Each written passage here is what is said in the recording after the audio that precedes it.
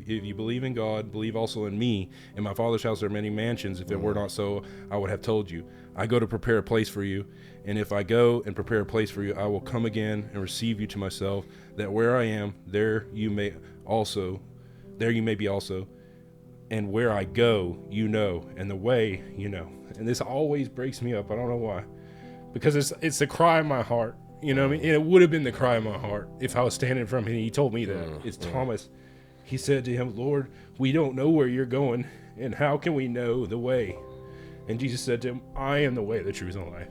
No one comes to the Father but through me. And it's just so powerful, because it's like that's the message of the gospel in a nutshell. You don't need to know every little thing about how you're going to go. Believe in me. Trust me. Trust me.